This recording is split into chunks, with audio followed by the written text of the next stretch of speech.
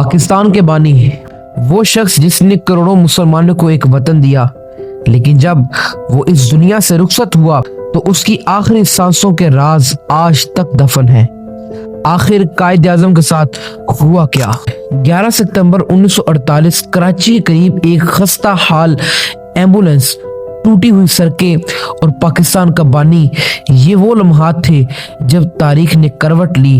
آج ہم اس ویڈیو میں اس دن کی مکمل کہانی سنیں گے، وہ کہانی جو کتابوں میں ملتی ہے، کچھ لوگوں کی زبانی روایتوں میں، اور کچھ ہمیشہ کے لیے راز بن کر رہ گئی۔ قائد اعظم کی صحت تقسیم سے کئی سال پہلے بگڑنا شروع ہو گئی تھی۔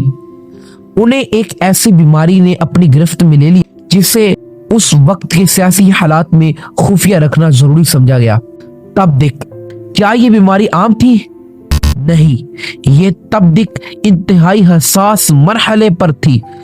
وقت کم تھا، آرام کی ضرورت زیادہ، اور سامنے پاکستان بنانے کی جنگ۔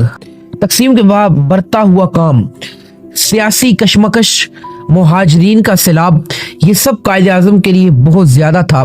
ڈاکٹرز نے مشورہ دیا کہ وہ کراچی سے دور ٹھنڈے اور پرسکون مقام زیارت میں آرام کرے۔ وہاں موسم تو بہتر تھا مگر بیماری بے رحم تھی۔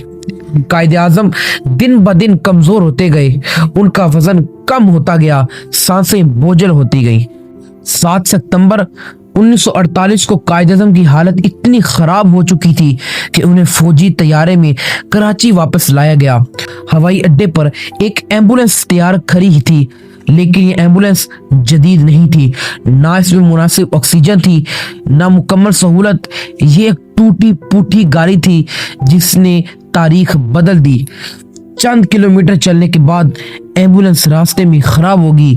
قائد اعظم تقریباً 1 گھنٹہ شدید گرمی، بند سڑک اور روح فراسا خاموشی میں پڑے رہے۔ یہ وہ وقت تھا جب نہ علاج تھا نہ سہولت، صرف ایک آدمی جس نے پاکستان کا بوجھ اٹھایا تھا، وہ اپنی آخری سانسیں لے رہا تھا۔ جب ایک اور ایمبولینس آئی تو قائد اعظم کی حالت انتہائی خراب ہو چکی تھی، ان کی سانسیں ٹوٹ ٹوٹ کر چل رہی تھی۔ ڈاکٹرز، گورنر جنرل ہاؤس اور عملہ پوری کوشش کر رہے تھے مگر وقت ان کے ہاتھ سے نکل چکا تھا۔ 11 ستمبر شام 10 بجے کے قریب قائد اعظم محمد علی جناح اس دنیا سے رخصت ہو گئے۔ قائد اعظم محمد علی جناح passed away.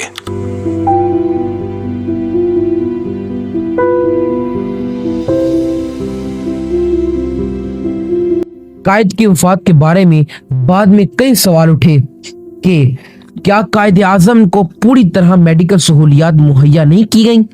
کیا حکومت نے ان کی بیماری کو زیادہ عرصہ خفیہ رکھا؟ کیا بہتر علاج ہوتا تو وہ کچھ سال اور زندہ رہ سکتے تھے؟ کیا یہ صرف اتفاق تھا کہ ایمبولینس خراب ہو گئی یا اس کے پیچھے انتظامی غفلت؟ کچھ مورخین کہتے ہیں کہ قائد کی صحت کو طویل عرصہ تک چھپانا ہی ان کی بیماری کو خطرناک سطح پر لے آیا۔ وہ جو انسان اپنے وقت سے پہلے چلا گیا، اس نے مرنے سے پہلے ایک ملک کو جنم دیا۔ آج بھی جب ہم قائد کی وفات کا واقعہ دیکھتے ہیں، ہمیں ایک ہی سوال ستاتا ہے کہ کیا ہم نے اپنے بانی کے ساتھ انصاف کیا، یا تاریخ نے ہمارے سامنے وہ سبق رکھ دیا جو ہم آج تک پڑھ نہیں سکے۔ یہ تھی قائد اعظم کی آخری کہانی، وہ کہانی جو دردناک بھی ہے، حقیقت پسند بھی، اور ایک سبق بھی۔